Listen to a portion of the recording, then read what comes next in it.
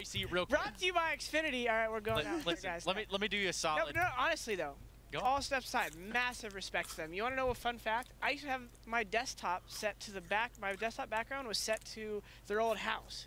Because these guys had a 3-bedroom house for their house in Newport Beach, and they were grinding even back then. They're not asking for much except to play Counter-Strike, realize their value, and live the dream. And these guys are awesome because you can always kind of count on their result. The only time they don't play like themselves is when there's something going on under the hood. Hey, Jordan, they were the best in the world back then, but I'm going to ask you, are they best in the world right now? Are they still the best in the world? I think I'm going to give it to them. I think FaZe is coming in hot, but consistency hasn't been proven yet. Astralis is there, coming back a little to the choke action.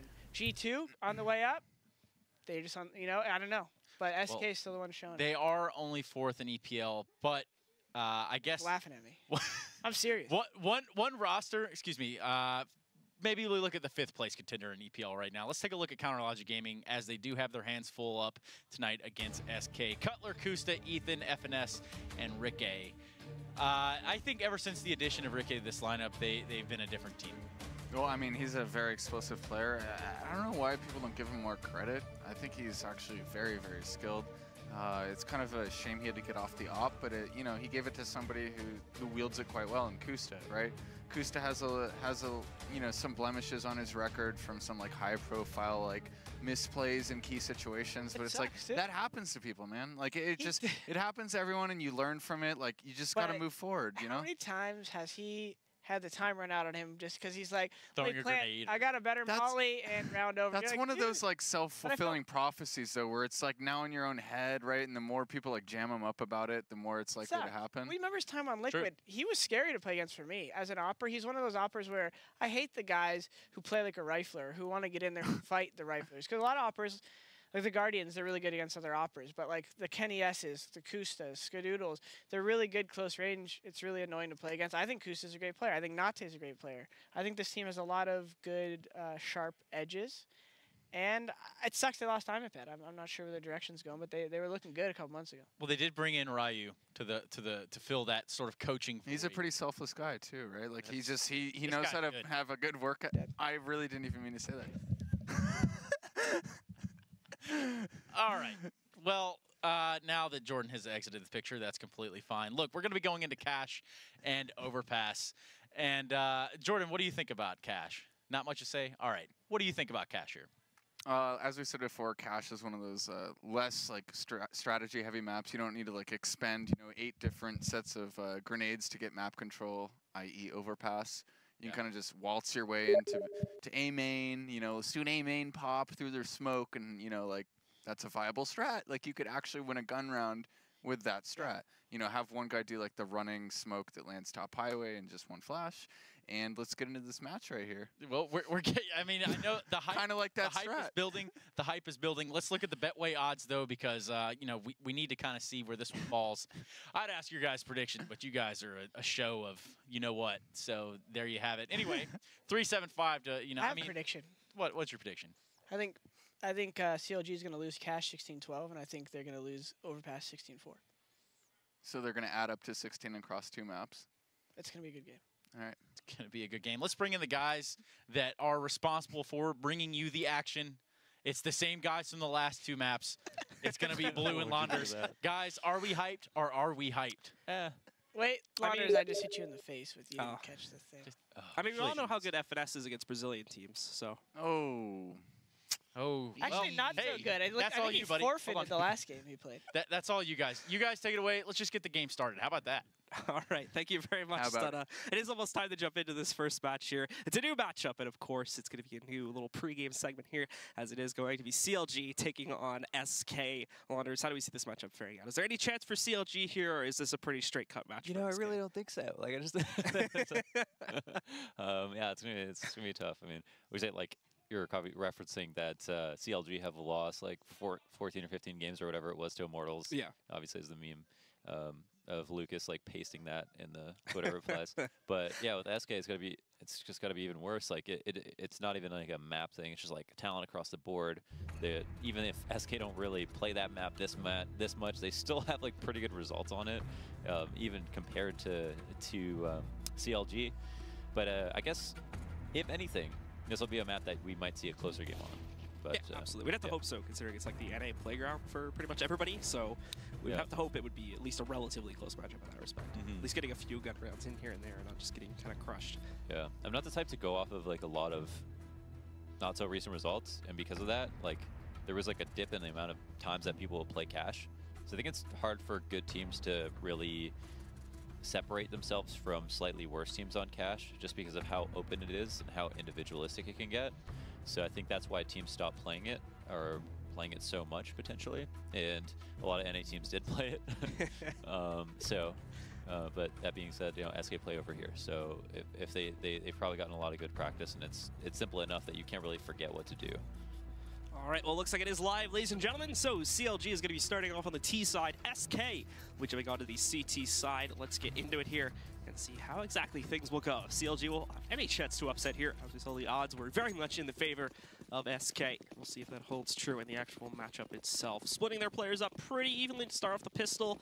Not actually going to immediately play to that retake that we often see a lot of teams going to, and that would align with CLG's strats, as they're pretty much just going straight forward onto A, as we see most pistol rounds on this map going nowadays at the pro scene. Looks like they are just going to go right over here. They keep the bomb and squeaky, so they have an option to fall back if that becomes necessary. But in they're going to go. Fur ready to take this fight right off the bat, doing quite a bit of damage. It's Taco that gets the first kill. Ethan and FNS trade that right back, however, with 2 kills on their own regard. Fallen trying to tap in for 1, but he can't get it going. Now the rest of the team starts to move back in. Fallen falls down to Cutler, however, unfortunately SK just falling flat here would seem. Cutler with another kill now. And one by one, they all fall down. And it seems CLG are going to continue to shut it down as FNX claims the last kill. That's pretty much a pug round from both teams. Like, it was like a simple strategy from CLG, using the squeaky to get close to the bomb site, the smoke to cross, very standard stuff. There's nothing bad about it even. It's just just a very common thing to do, and it can work just because you just have to hit your shots.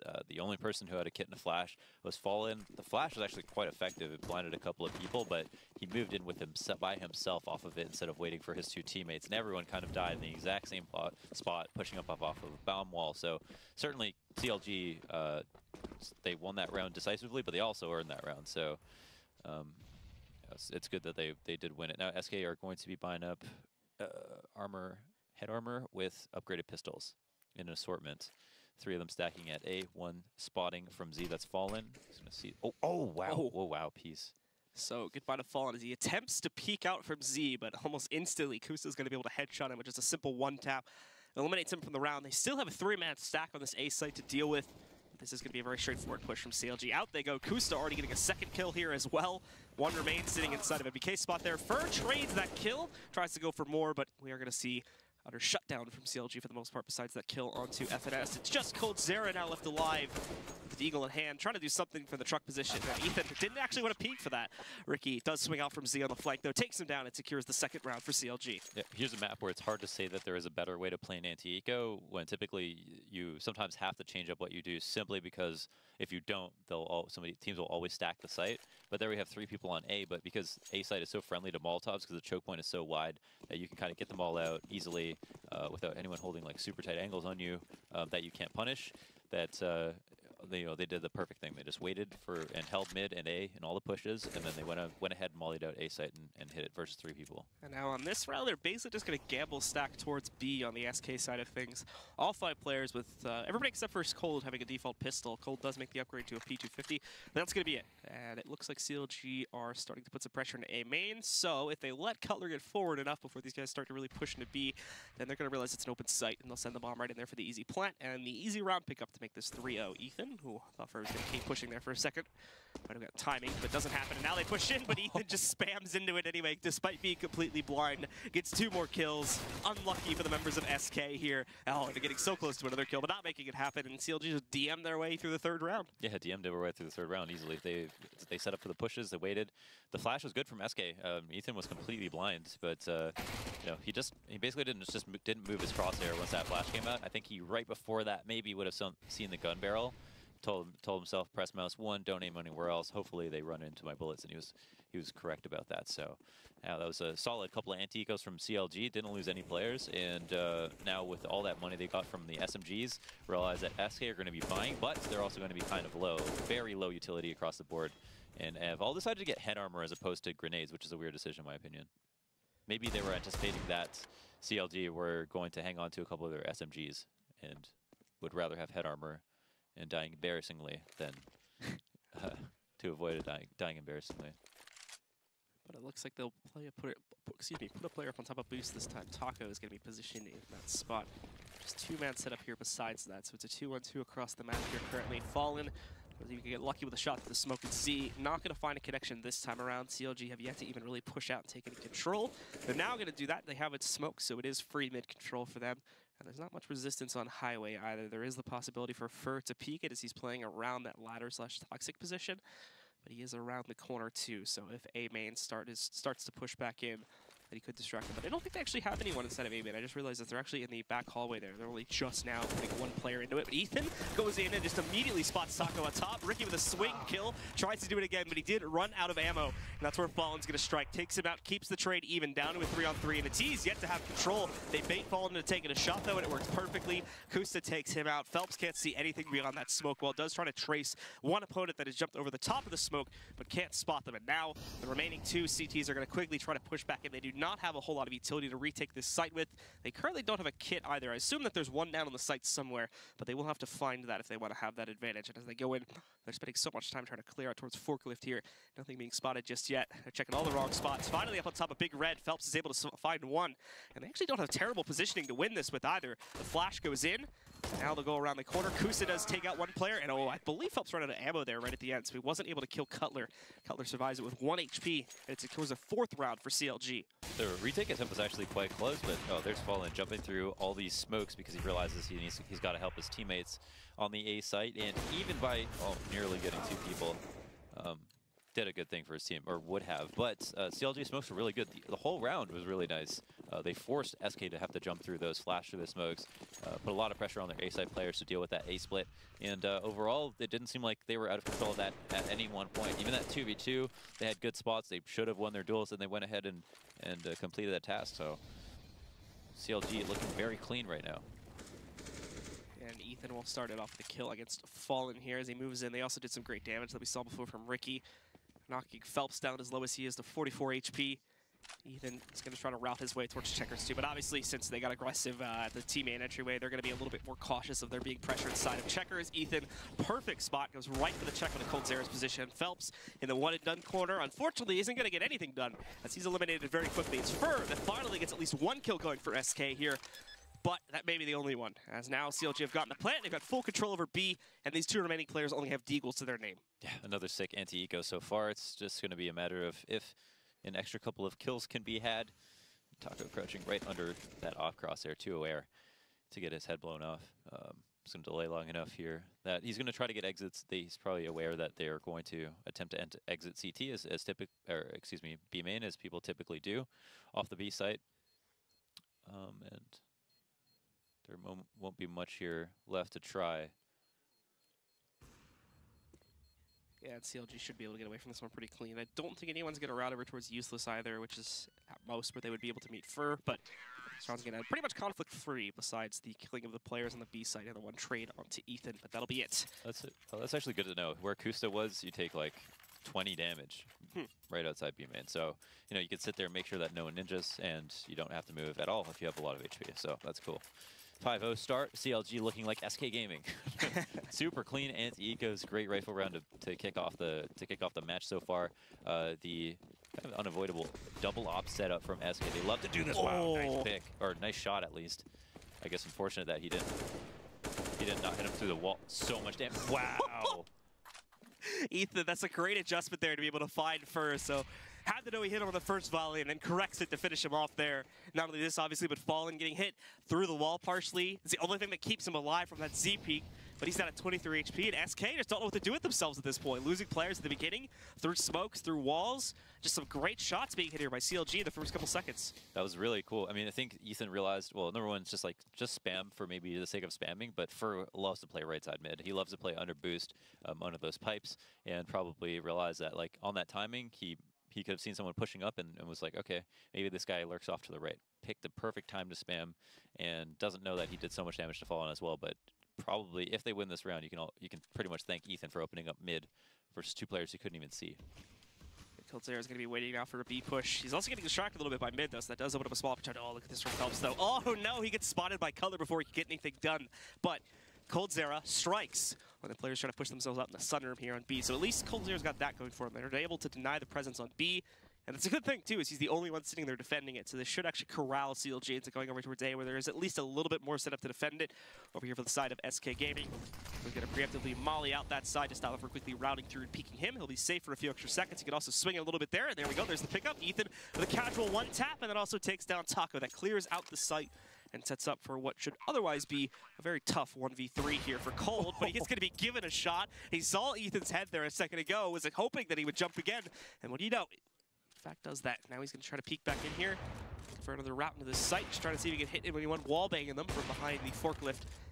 Not to be seen. Unfortunately, neither player is hiding out at either of those positions, and he gives it up. He'll fall back into CT spawn and let the round go to CLG once more. I actually did a video about a round just like this from Cloud9, where basically Cloud9 played the round perfectly. They got that 5v3 to start it off, and it was like it was North who, in the 3v5, made a great adjustment. They rotated, and here we saw SK stack A with the 2 players left over, even though it made it, CLG did a great job making it seem like it was going to be a B split. It's because SK never play scared, and when they're facing an execute, they do play pretty aggressively and watch over smokes and try to get in people's faces, and they never really let people get away with fakes, is one thing you'll notice about SK. So, but what puts a neat bow on the round there is having Ethan come up highway and perform the split. Look at the difference in kills, by the way, on COD right now. This is like all Ethan doing all this work if we could open the scoreboard for a second. Oh, really? Yeah, and he's been coming up highway, and, you know. He's 12 kills, and the next highest teammate has, like, 4, I think. Wow. So he's dominating right now. And he's going to take charge, Cutler, excuse me, he's going to take charge here for CLG as they go for a very straightforward round here. It is a bit of a half-fight, perfect flashback as they go in. Fur is still able to, regardless, respond with 1 pickup. Fallen gets the second. Get injured a little bit there, and was caught on the cross by Ethan. Once again, it shows up to save the day here for CLG, make sure their man advantage stays strong, and gives them the real estate they need to go up to the site and plant. Also smoking things off there, too, a little bit further out for the site, so let's get a bit more room, but Phelps getting aggressive, pushing up. Actually did catch Ethan with his gun out, but Ethan was able to give himself enough time to recover from that. Get the kill against Phelps anyway. They know where coldzera's at. They just spotted him at truck, and you can see already 20 damage being knocked off him. So pretty much the same exact situation as the last round. He really can't pull off the 1v3. Just going to fall back into CT spawn and hide behind the truck. That was sick flash. That was sick flash out of A main. They hit that high-low setup and nailed it perfectly. It's a great spot for people coming out of A main to fight them, especially, but unless you get flashed. But if people open up squeaky, that's when it gets kind of tricky. But if someone does a fast A, they don't get to squeaky fast enough.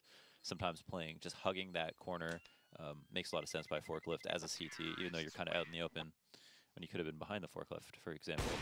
So CLG went around keeping so many players alive that they've got over 10K on 3 players, and SK are in a buy save situation. But coldzera's hung onto that op twice, so has a little bit of money left in the bank, as Fallen complements his with one of his own. Into round number 8, where will they decide to go? CLG have favored A splits almost every single time, have potentially gone B on an anti-eco where all the kills did come to them after SK stacks, so we're unsure how they would have completed that round. But overall, it seems like they've definitely favored A side over B. Kusta's hoping for someone to jump down here outside of that smoke now, so he certainly expects something. Whether he knows Fur is inside or not is yet to be seen. But they went for the sunroom boost. Yeah, we did see coldzera there checking it out. Kusta did take down Fur from inside, so he was able to find that player that had pushed A man, so at least they traded, bringing it down to a 4v4. With that sunroom boost, yeah, as you said, they were able to get the kill onto Ricky, taking him down. So Ricky once again gets eliminated early. I'd love for Fallen to take that shot right now. You can see the holes there. So it took shots at it already before. But now Smoke goes in his Z again. This was dangerous for Fallen before, but he almost lines it up this time. Just a little bit off the mark from knocking out another player from CLG. Regardless, though, CLG are now going to push in, taking that mid control and priming up for what's actually, I think, going to be a B split because they have the bomb just outside of Useless Room right now in B halls. So I think they're actually going to split towards B this time. SK is very much expecting an A play, but this flash inside of A main is now going to give them a lot of intel, which means the rotates are all the way. So CLG need to speed things up a little bit. Yeah, they never get scared. SK are always like prepared to go for information when they need it. coldzera gets spotted, and he realizes he's got a peek, does some damage, a good amount. no Molly to flush him out. Will Cold Zero decide to repeat? There it is. There's the Molly. Comes in. Flash goes out, lets him go in the open, but Kusta's there with the trigger drawn. He's able to take down Cold Zero. Even fight right now, a 3v3, only 20 seconds remaining, but FNS just gets a kill on a Phelps on the flank. They're going to quickly flush out mid. This is actually a really great mid-round call as the A-Sid's completely open now that they killed the flanker. Fallen also taking quite a bit of damage too because Cutler stayed in the site. He was able to get himself a little duel, knocking out about half of Fallen's HP. They'll just barely get the plant with about 2 seconds left over. And now it's about holding the post plant here, but there's still players that need to rotate in, so it's very, very iffy post plant positions. Oh my goodness, and both of them get flashed. So neither Kusta nor his opponent here are going to spot each other, but Kusta wins the eventual 1v1. And then FNS closes out on Fallen there to win the round. Yeah, that's so sick. Good round from FNS. Get that flank kill initially, and then just say, okay, we got to rocket back to A. We realized they were all in on B. The rotates probably came out through CT. The one player I killed was definitely the last person they expected to put a neat bow on the round if we were to hit B. And it was such a simple call that made a lot of sense. Yeah, it was fairly obvious, I think, when he killed Phelps what the deal was. And all he had to do was follow through. It's perfect. Just a few seconds extra to get that bomb down. With 20 seconds left, you're like, yeah, I can make it. Ooh. Well, Fallen getting revenge on Kusta for the elimination of, I think it was Phelps in the last round that had pushed A main, but this time Fallen takes a crack at it and is able to win it out there as he takes down Kusta. Still 4 remain from CLG, of course, and SK are still on a bit of a limited buy. Besides that op, in fact, that's really the only rifle they have on the team for this round. It's 2 ups and 2 pistols besides that. And right now, it's looking like CLG are posturing up to try and go for mid control here again. But there's a lot more resistance to it this time, so they're going to have to be careful moving up over that boost spot. As SK is going to be ready to fight this time. Over Phelps, oh, actually misses the first volley, but still corrects it. Gets the kill into Cutler, takes him down. Now looks for more, but Ethan gets over to this cubby at the very least. Still trying to hunt down Phelps. And oh, Phelps again with another pickup actually. Stays alive, takes down Ethan. This is not going well for CLG at all. Just Ricky and FNS left alive here. They're going to push over towards B. Ricky at the very least kills the solo platform defender, and that's going to allow them to plant the bomb, and now they've got a whole 2v4. Yeah, they've got a 2v4, the bomb down, no problem.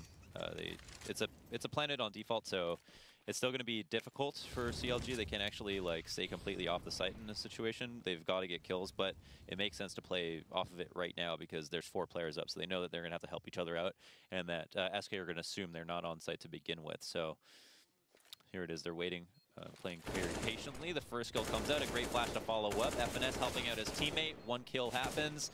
Last player spotted. Fur couldn't capitalize, and the time has ticked down to the point that it might be too difficult to win. There it is. 2v4. FNS with 3. And Ricky with 2 as well. What did I say? Nice stuff. What did you say? That's just amazing. Just leave these. Oh, yeah.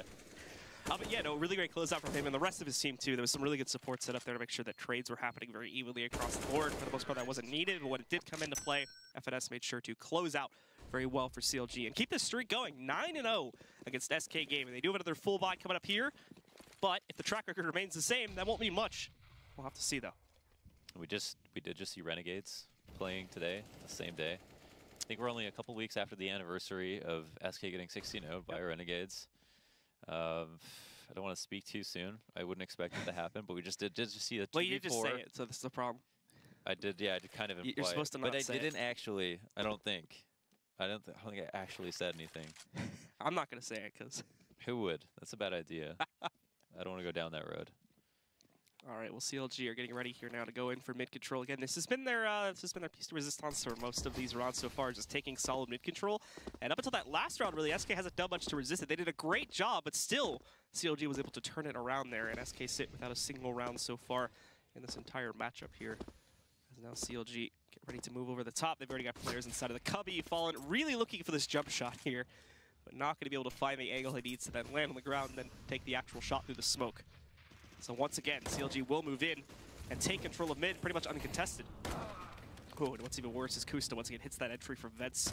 Coldzera will be in position behind the box to get at least 1 kill, but now Ethan goes in, pushes him into a corner. Still, he's able to impact, at least until he runs out of ammo. Brings Kusta down low regardless until he can finally trade him out. But now, as Fallen gets in from the top through the wall, takes down Ricky. And once again, gives the advantage to SK. Can they actually close out, though? Or are we going to have another great recovery from CLG? That's yet to be seen, as it looks like Cutler, I thought he was going to get pushed for a second. There was some support from Kusta.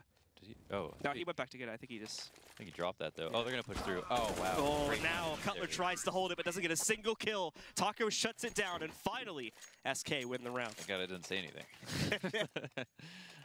that would have been a good round to do it too. That was an interesting time to time that push. coldzera putting in work here. He got this other dink off as well, which is a big deal. So for 2 kills and then 90 damage on that Behold in a position where he was just getting crushed. Also, nice op shot from Fallen into B main. Great flick. Fallen really kind of sealed the deal there after we saw the play from coldzera. So now CLG still have money to buy. Kusta getting wrecked right at the start of this round, though. That's almost a max damage nade right there. And oh, he knows Phelps is peeking it. Did take the shot on the first peek. He should have just seen him there on the second peek, too, or at least he thinks he saw him. So he now goes back to check it. Have to wait and see if he can actually hit the shot. And Kusta decides to finally press that left click. Yeah, Phelps isn't taking the bait this time. He's already peeked it twice. He does a third time. Kusta should be trained on it and ready to take the shot. So he does fall back from Zia a little bit, at least for a couple seconds here, until Kusta's going to be focused on something else.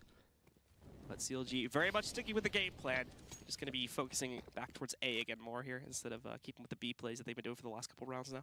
Yeah, the reverse boost, take mid-control kind of late after CLG have mollied it out. This is to catch them with their guard down. Now, if they're smart, they won't have their guard down. They'll be aware, and there it is. Kusta on top of the boost with nothing else to watch. It's just smart enough to make sure to catch that.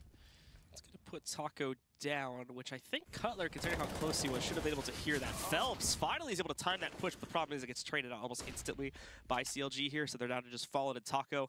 And like I said, Cutler should have heard Taco falling here. He's going to check it. I actually don't think he was aware of him being there, and Fallen also gets this kill too, so suddenly we're even. With Kusta knocking out Fallen, it is going to be a 2v1 with CLG having full control over the B side, and obviously Taco taking as long as he does to rotate. He's only got 12 HP. I'm actually kind of surprised he's going into vents to try this, because one shot and he's dead. At the very least, he goes up against the Opera first, but FNS from inside of the site closes out and gives it to CLG and resets SK's losing bonus. Yeah, I think that's why he goes for it. Like, even for the small chance, he's saving his team from having to save 2 rounds in a row after being down 10-1 or 9-1 at that point.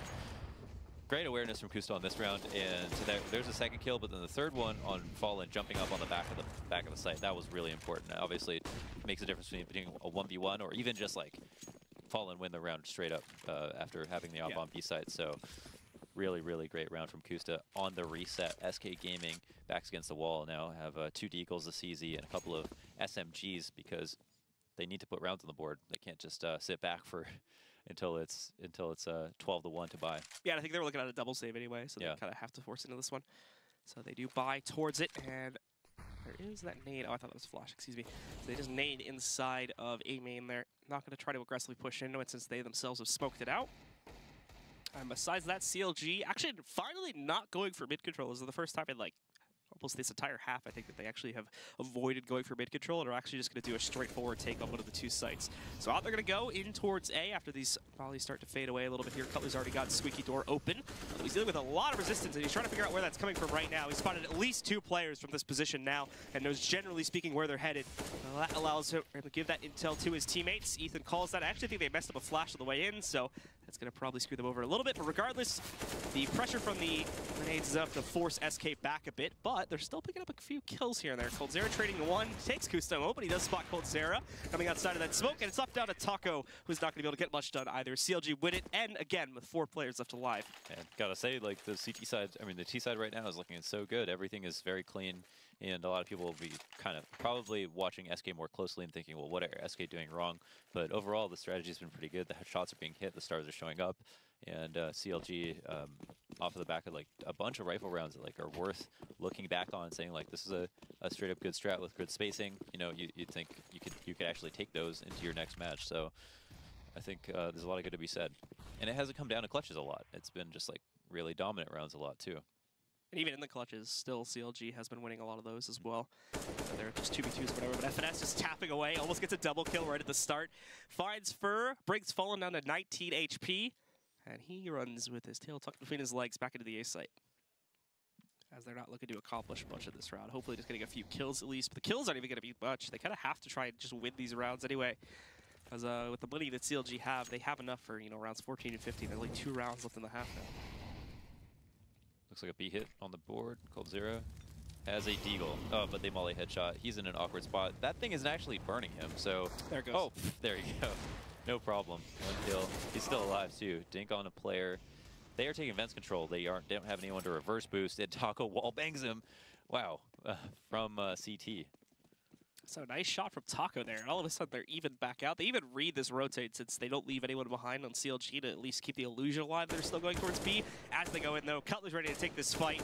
It's going to be a little bit dodgy at this range, but there you go. Finally hits the headshot on Taco. And for Cold, since he got that AK, I highly doubt he's going to attempt this. He might at least sit at the outskirt of the site, try to get a kill or two. He might do this like half-committed thing where he kind of goes up, tries to get a kill, and if he doesn't get it in the first couple seconds, then he falls back. Yeah, certainly it's not worth even doing just the damage unless he's the only reason he would go for this is to try to win. It's very unlikely that he will do that because we can see the aim pinch taking effect, him having no armor and no nades, no kit, nothing like that to gain him any ground for free. There's just a couple more opportunities here for SK to put around on the board. It's looking bleak.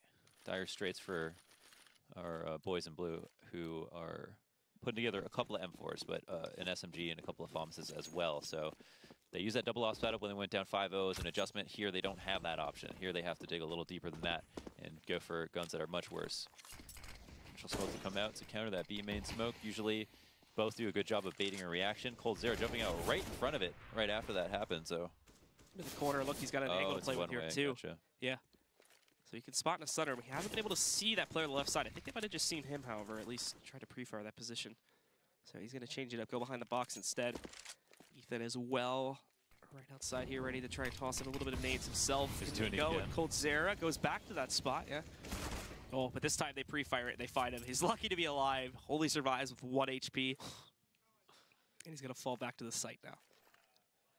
Besides that, though, not a whole lot getting done by CLG on that part of the map, so they do decide to actually move away from this, and I think they're going to go back to mid-control again. Fallen should have just seen them at the mid-garage. So do you want to throw a smoke or a volley there? You got to make a choice here. And it looks like he throws the smoke. No, he doesn't throw anything yet. There we go. There's the smoke. Oh, and I didn't realize this. They have first sitting in the cubby, too, so he's going to get one. That's the bomb. Gets two. And everybody else is locked out. There's no way they can recover that. So we should see big rotates from SK over here to try and defend this a little bit more. They're actually not going to fully commit just yet. In the meantime, CLG is wrapping away from this garage over here towards the boost-up position instead. Oh, it was great timing on these nades from SK, too. Kusa just getting wrecked by an HE. He's now down at 34 because of that. And Fur ready to take this shot on the Kusta. The flash hits both players. Fallen's unaffected by it, though, so he is able to go in and take down Kusta. And it finally seems like we're seeing some good stuff from SK as they are fully controlling the outcome of this round at the moment. Fur taking down FNS and Cutler as the last man alive. Not a whole lot that he can do. He's just trying to maximize damage here. But eventually Phelps does come in to shut him down. Yeah, and again, solid round from SK Gaming. It's always surprising to me to see Fur get more than one kill from that position because he's always there. Like that's where he loves to be, and he knows how to use those angles, obviously. But you know, I think they figured he'd sit in tight and they'd be able to come in and hard clear him. Instead, he took the fight to them after the smoke came out and he heard those footsteps. And finding new ways to play it can allow you to play a spot over and over again, even if it's like. And he actually hasn't done it that many times this half, to be fair to him. Just like in the scope of like his career, he's played that spot on Cash quite often. It's kind of his MBK, if you will. So quick mollies from CLG this time into mid. A little bit more pressure being applied. And Fallen doesn't realize that one of them spread, so he ends up losing about half of his HP from the molly. Now the team gets ready to push back in. Flashes are good to resist that, however, but still, SK once again give up that mid control. They're going to let CLG walk right in. They won't even try to trade up any of those kills. And Taco, a big mistake, over peeking that before the smoke plumes. Is going to give the kill over to Kusta early on. Now they're going to get pinched on. Fallen tries to hold, but he goes down. He's able to assist at least on the kill against Ethan, so trades 1 for 1 there as Fur gets the other kill. Fur trying to play around with the smoke. He survives, but again only goes 1 for 1. Phelps did some good damage. He's able to line this up to a 1v2, but I think he jumps out a little bit too early onto the site. So Cutler takes him down, and CLG take that control right back. It's definitely not the scoreline that anyone expected here as CLG take a complete control over the first half. 13-2. We'll see if they can close out as we'll be back, guys, in just a few moments.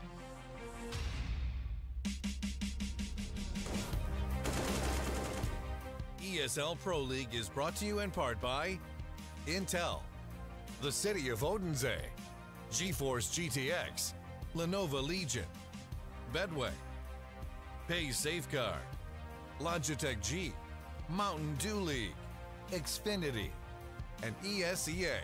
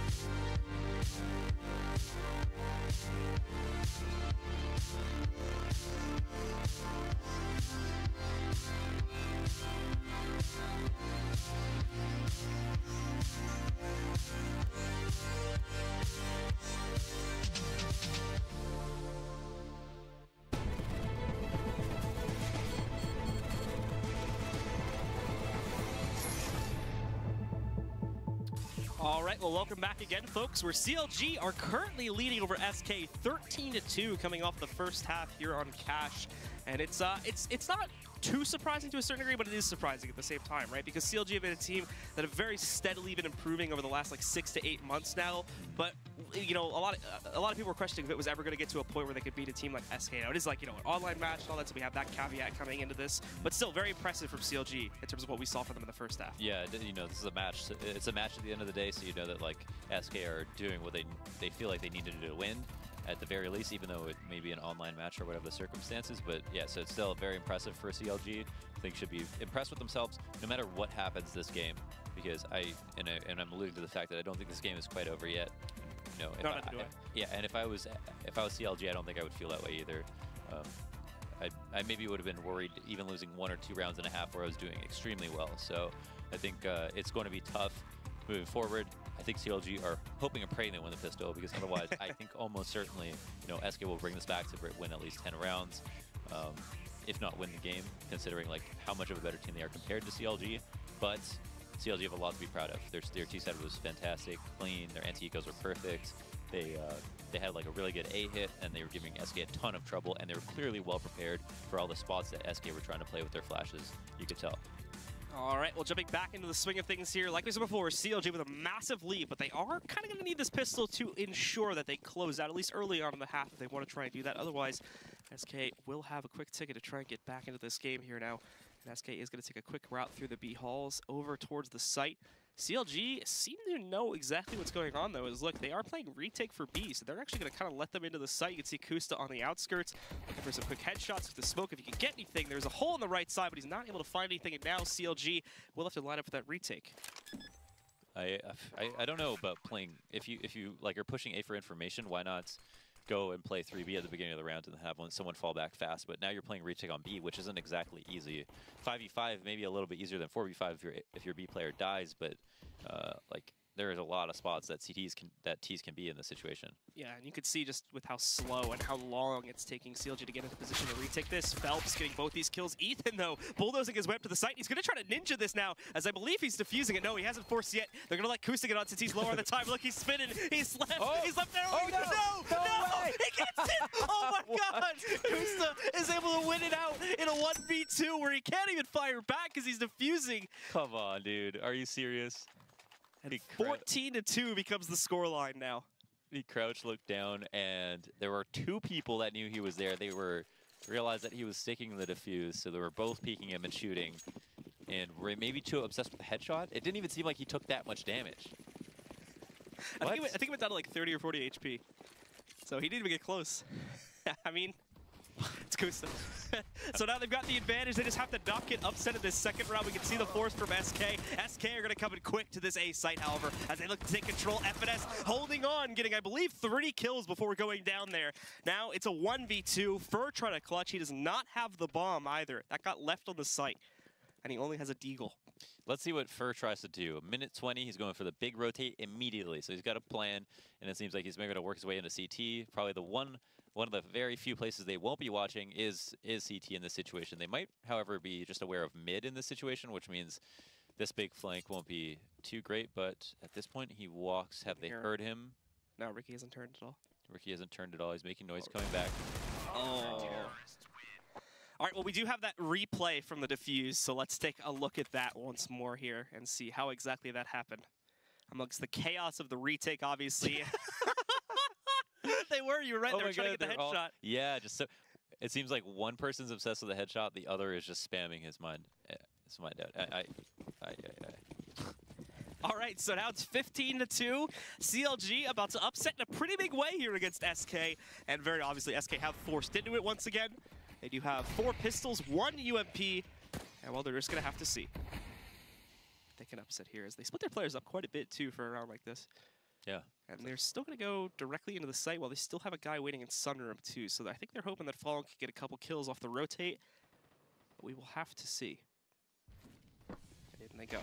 Starting it up first. Oh, they do get the first 2 kills. So this is actually a good start for them. And in fact, CLG Well, I'm not even sure if they're going to attempt much here. At least they find Fawn, so he doesn't get much done in his attempt to go towards mid. But I don't think they're going to go for the retake. I think they're just going to fall back to saves since they have such a huge round lead. That's kind of weird. Oh wait, it was 14, so they don't even have an eco that they won.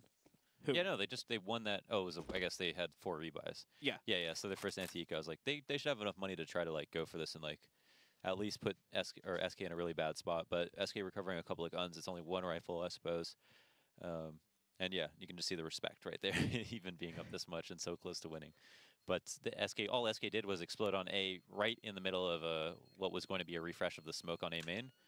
And it was perfect timing. The guy at fence didn't have his gun out and got killed, no problem. So SK are actually going to be quite upset probably that they didn't try to go for this after they got set up in that after plant situation, knowing that Counter Logic Gaming have 3 guns and now will have enough to buy for their teammates as well.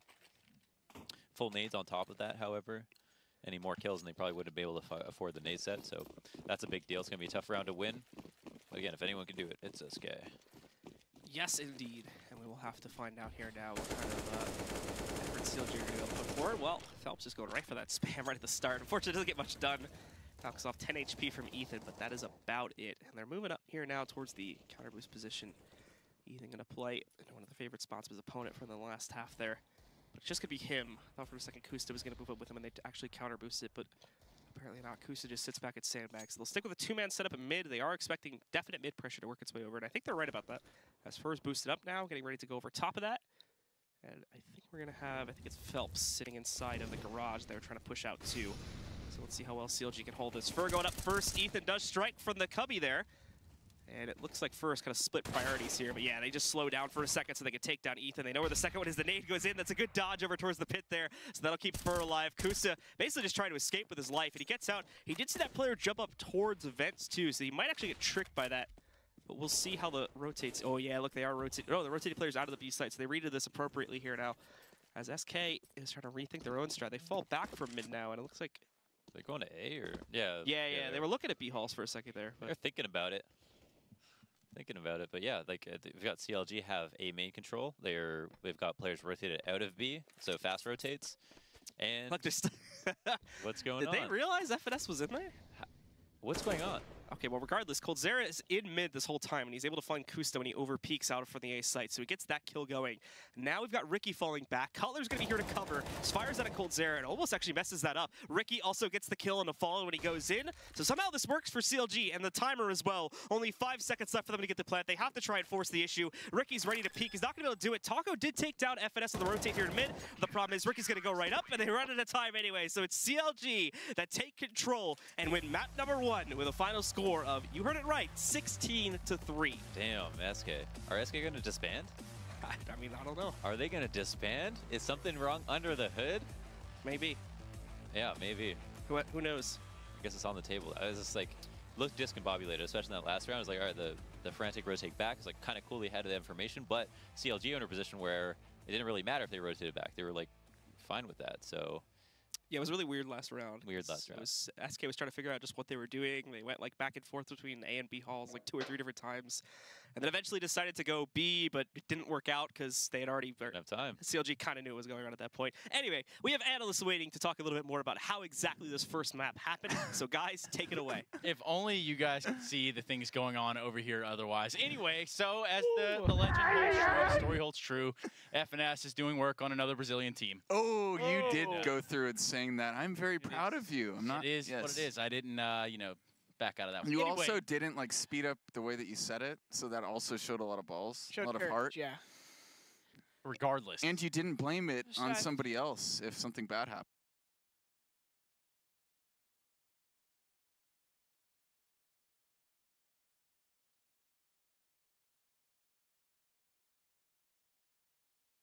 Acaba, então... O sofrimento, né? Desse mapa. Foi meio complicado, né?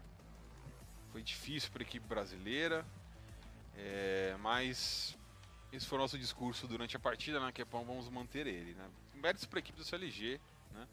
E SK, não, tá jogando com mal, certeza, sim. tá jogando mal, não é aquele SK que a gente conhece, ou pelo menos no individual, né? Não foi o SK que a gente conhece realmente, mas méritos também da equipe do CLG, não deu muita oportunidade. Eu acho que o SK pode estar sofrendo 2 problemas. né? Primeiro, eles foram para Atlanta hoje. Adaptação ao setup de lá, né? Adaptação ao setup dos PCs lá em Atlanta. Pode ser que eles não tenham aquecido, né? Para mim, é bem provável isso. Plausível, né? É bem plausível. E o segundo que é esconder um pouquinho de tática, né? Eles têm Tem a parte da E-League, né? eles vão ter o classificatório, né? Essa primeira fase da League. De repente, eles podem estar E a preocupados. SK joga um só pouquinho. hoje na SL Pro League, né? Então, pode ser, esconder tática, sabe? Mas não deu, né? Bom, enfim, fechado o primeiro mapa, a gente vai aí pro intervalinho e volta pro segundo mapa. Melhor sorte pra SK Game.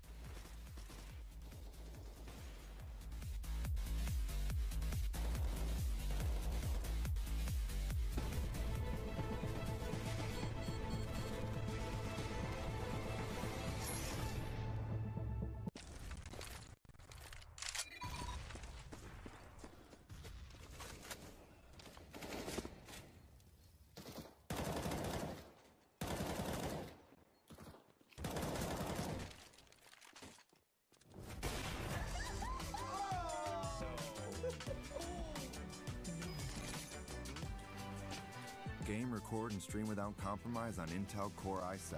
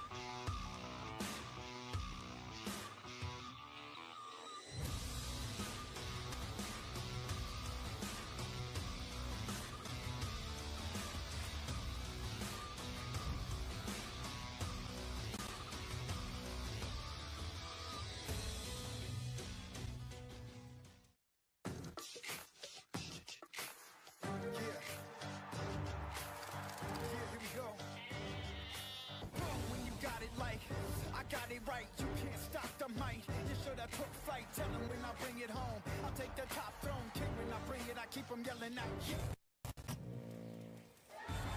Cause I can smell victory, victory, victory, victory, victory, victory, victory.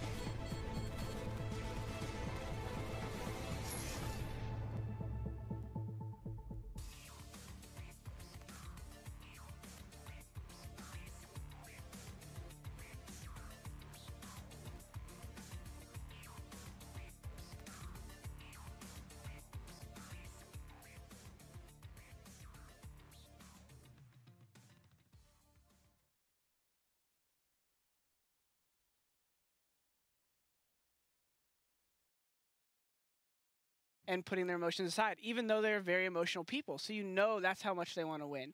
So I think tonight, if nothing's changed, they're going to come back and they're going to beat CLG. If something's going on under the hood, as Launders was saying, then maybe CLG gets them. Totally different ballgame. We've beaten SK 2-0 online in events because I just think sometimes they're not there. They have the ability to do it. That's my opinion. I'm about to walk away again. I would not even.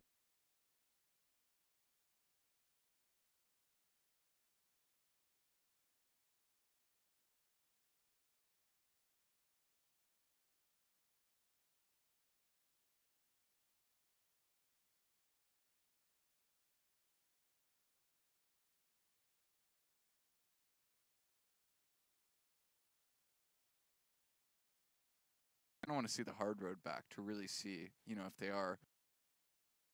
Maybe like a fall hanging around the bathroom, getting his op out, getting out with it. What they're good at, but I haven't.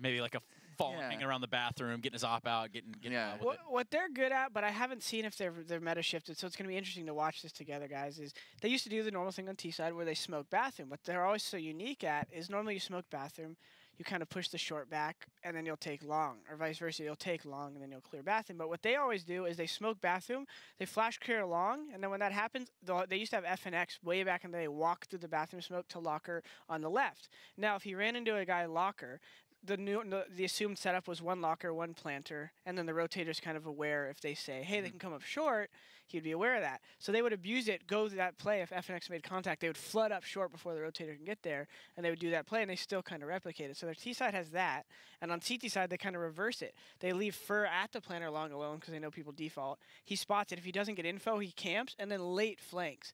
So they have all these aspects to their game that are contingent on the normal things you would see on a default. And if they don't see them, they always have these little tweaks. So look at them on both sides, guys, when you're watching, and see if you could pick up on some of the risks they take and why you think they took them, because it's pretty exciting to watch them make these decisions. Well, I want to get into the Betway odds, but not quite yet. The Betway. I want to ask you guys what you're thinking in terms of predictions on Overpass, because the last predictions, well, I mean, if SK starts CT side, you can see anything like 16-2. Like, that's a realistic scoreline. Like, it actually is. It's anything 16-2 to 16-8. But if CLG is going to be bringing the heat like that, like, they looked very well orchestrated, I'm saying, like, double digits for CLG here, regardless of the side SK starts on. I think I'm going to start predicting gun rounds. I'm going to say SK wins at 10-6. Is that a weird thing? Because what if pistols, right? Just remove the pistols. SK's winning gun rounds 10-6. Let's say win both pistols. 16-6? Jordan, this is your world. 13-6. Then they don't even finish.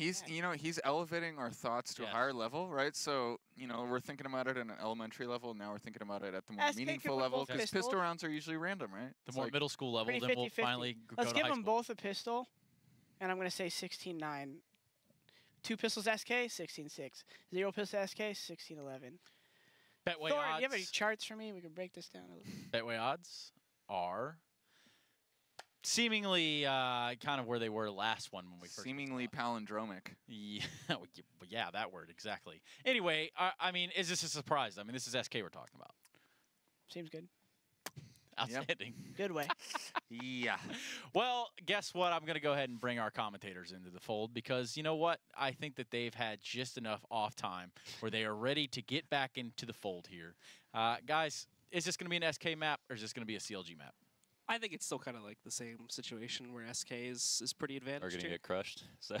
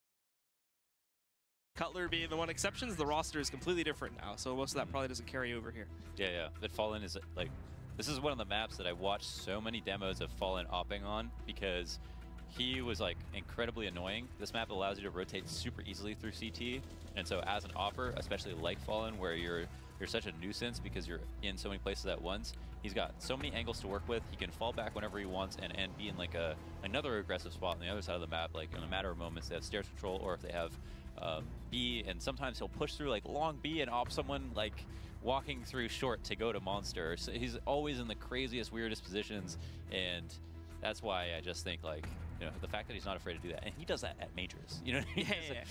Well, there was the crazy clip that he had. I think it was Katowice 2016 as well, where ESL uses it quite a bit actually to highlight that event, where he was able to pull off that crazy. I think it was against Navi, if I recall correctly. Das contas, né, a equipe da SK tende a se classificar. E você estando entre os 8 no final das contas, você não precisa classificar em primeiro, invicto. Isso aí não faz diferença alguma depois, né? Você vai lá para pro presencial em Odense. É verdade, mas é importante agora pelo menos conquistar esses 3 pontinhos, né? Já perdeu a chance, né, no primeiro mapa. É verdade, muito campeonato ainda pela frente, muita coisa pode acontecer, Kepão, mas esse K-Game não pode vacilar nesse começo, né? Não tá tão ruim, não tá mal na tabela, tá na zona de classificação, mas é interessante aqui os 3 pontos do Overpass, pelo menos os seus 3 pontos, pra não deixar, né, as equipes distanciarem. Eu acho interessante também você analisar como é que a SK tá jogando, né? Principalmente esse mapa da Overpass. Eu acho que foi um mapa aí que, pelo menos contra a equipe da Astralis, eles tomaram um dos maiores antitáticos possíveis. Pelo menos foi o que o Device fez contra o Fallen. E eu acredito que a equipe da CLG tenha estudado esse material, né? E provavelmente, sabe, eu acho que vai ter sim uma dificuldade. Mas vamos ver se vai conseguir se recuperar. Então, valendo aí o jogo SK Game versus CLG para vocês, segundo mapa desse primeiro dia da 4ª semana. A equipe da SK de Phelps, Fallen, Fer, Coldzera e Taco, enquanto a equipe da CLG com FNS, Cutler, Riquet, Ethan e Custa. Travou aí na passagem Fer, hein? Vamos ver aí se consegue buscar. Já vai aqui rolando pro avanço, a FNS encaixa a bola pra cima ali do Fer. Faz o abate, o Taco, o que tá fazendo o Taco? O Taco tá subindo ali na moldura. E agora sim, os jogadores vão acelerando, vai tentar buscar, enquanto a FNS vai se movimentando, os jogadores vão chegando, tem o jogador ainda pelo cimento. A equipe da SK Game vai tentando invadir, o Fabs foi derrubado, e agora sim, vinga o Coldzera, consegue fazer o abate pra cima do Ita, aparece ali por baixo, o Taco também faz o abate pra cima da FNS, e esse 3x2, o Taco foi abatido pelo Riquet, enquanto Fallen e também aí o Coldzera vão aguardando, sabe da posição do Cutler, provavelmente pra plantar vai ser meio complicado ali com o Cutler. Exato. Exatamente, que a brasileira vai buscando esse confronto, mas vai evitando isso, a equipe do CLG vai dificultando a vida da equipe brasileira. E esse jogo de xadrez, né, no final das contas, eles têm que plantar C4, o Cutler dá aí a segurança para a equipe da CLG. I think just like gave it a slight peek to find out if the Ts were still there, because most CTs had any information on B site. And with all that in mind, it's like CLG kind of did the best thing they thought. They didn't mess up in any sense, but they got completely outpatience by SK, and even on the slightest bit of information, SK were able to like kill Kusta, which was made the round completely different, because if you have 3 players in 3 different O Rick vem para buscar o kit de Fuse, mas aí já ficou difícil para ele. A equipe da CLG vai aí ficando contra 2, hein? Vai partindo para cima, tem que buscar rápido abaixo, tem Smoke. E olha só, vamos ver se ele vai conseguir fazer o defuse. Não tá achando a C4 aqui, o Rick vai passando no meio da Smoke aqui, o jogador. E o Coldzera é quem busca o abate. O Pistol vai para a equipe da SK 1-0. Essa vez, que bagunça ali no final. É realmente uma bagunça, mas teve mais calma. A equipe brasileira teve mais calma e teve mira para garantir, né? Fallen conseguiu deixar no 2 contra 2 e ali o CLG acabou se perdendo, né? Não conseguiram dar sequência na vantagem que eles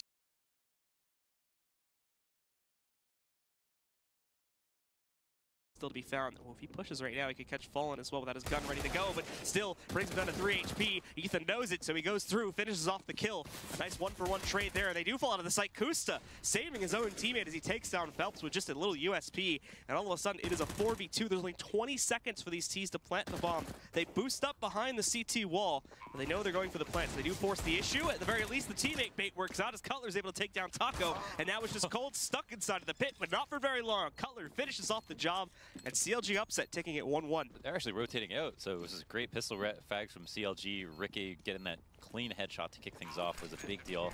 Him staying alive, doing some extra damage to fall in as well, making it that much harder. And yeah, they were planning to use that smoke to funnel SK to A. SK ended up going B through short, the one choke point they were ready for, and it ended up costing them the round. So nice shots overall, and it didn't seem like SK were messing up too badly, apart from the fact that they just weren't winning their trades versus pistols when they should have, but good deagle headshots though. Broken by response for round 3. SK 1 scout. Oh, ooh, nice tag. Kusa down to 12 health after that. Wow. So beautifully done. Almost a headshot, it looks like there too. That could have just taken him right out of the air, but he survives, and as we can tell, he's going to fall pretty far back after getting hit by that one. At the very least, spots that there is indeed presence over there towards top mid. But besides that, not a whole lot else is going to be seen as SK do kind of stack up towards Playground. They did this last round too, just a very slow opener from them as they're going to kind of crawl across the map right now to get control. Won't really be actively hunting anyone down from CLG or trying to make any entries happen. But just slowly moving up and taking that control before they eventually decide where they want to execute toward, which I think on this round is definitely going to be A. Always good to send someone stairs, and especially if they just have an SMG, if there's a stair stack, they stiffen out or they get the kills, but most importantly, they know that their rotations can't come in quickly if no one is actually stairs. So if your teammates are going A, this is very valuable to you on an anti-eco, something to remember. If we're missing a jump to try to spot long, there are a couple players at A and everyone else is on a rotate. It seems like SK have been given quite a bit of control for an anti-eco, and maybe it's because of the guns, but they're about to explode on A, like full execute style, and they're pretty close. That's when you know this is happening. Oh, Color stuck in the corner, but Phelps, because it was flashed, didn't fully check it. So he gets that first kill. FNS great support too to take down Fur. However, trades start to move back in. Ethan getting killed on the flank, and both the site defenders are dead now too. There's one more flank that's going to come from Ricky on the other side, but Kusa, for whatever reason, whenever he, oh yeah, because he got tagged early by the scout, he's going to end up down at 12 HP still. So that's going to be rough for him to fight with as he ended up rotating down towards B. He might actually get caught here with the pistol, or excuse me, with his gun not in hand. He ends up going into a fight, not the best strength. Oh, nicely found by Kusa to catch Coldzera there. Has to take a lick of damage despite being down as low as he was. But at the same time, Ricky can't really get this kill into the player's bathroom, so it is delaying the retake by quite a bit. He's going to swing in. Taco's ready for that fight, though. Knocks him out. And for Kusta, unfortunately, this is just going to be too rough. It's planted for the other side of Dice Box. We really can't defuse that safely. He calls it off, runs away, and is going to save the AK. Really don't like that setup from CLG to sit just very passively on A with only 2 people. And I mean, I don't mind falling back there, but especially before you get any kills in a 5v5, allowing T's to get close to the bomb plant zone, and I've done so much research on this, will just like result in you getting exploded on and losing, because if you have no info, you have such long angles where you have free info with an AK that they had, that they could have spotted with, done some damage, called for rotates, which is a big thing. But once those players get smoked out, rotating in through bank and CT is so difficult that there's too much onus on the players who are alive on A to do all the work for the rest of the team. Fair being presented with another opportunity to kill a jumping player over there at the half wall. Not going to be able to do it. Taco, nice little jump out. Gives him some forward momentum here as he goes in. And well, they catch FNS just right on the open. Great flashes from SK across the board here. And it's a quick cleanup. All 3 players from CLG on that B side going down. And that's pretty much the round right there. There's no way that these last 2 are going to be able to pull off a 2v5, especially with just USPs in hand. So it'll be 3-1 to SK. Ricky has a spot on every map where he uses the Zeus. Flute nods his head. Yeah, he just has like a very well-practiced angle that he gets away with using the Zeus. But no one comes down the stairs at him this time. And SK keep 5 alive. So after kind of having an embarrassing second round versus pistols, they look like they've cleaned up their act a lot. And it didn't actually seem like they did too much wrong even on that round, I think, as I brought up. So I'm not very surprised. And so, last kill. He's about to falter on that for a second. So SK with really great control here, and for the guys on CLG, they are going to be able to get themselves a buy here, but it's not exactly amazing. For instance, you have to see Ricky downgrading there to an ump so that they can afford utility for him, and FNS is in a similar situation. They should be able to just have him buy an M4 because, yeah, the other three have enough utility at the very least, and that's what they decide to do. But he will not get anything besides the smoke. Let's see what the initial setup is right now. They kept Fur, or they're using Fur with the Mac 10. I think they realized that because of the way CLG bought that they're going to probably sacrifice head armor. They actually only have one kit on Kusta, which isn't actually that bad. And Fur going to be leading the way. So he has the ability to get a lot of information in. As long as his crosshair placement is fine, he can actually kill people in one shot, which is this Mac 10. So that could be a big win for SK, who will also reap the rewards of a significant kill bonus. And this also allows them to look for information a lot more aggressively because they're not worried about losing him. FNS, one of two people at A, absolutely no support in the situation, dies at long.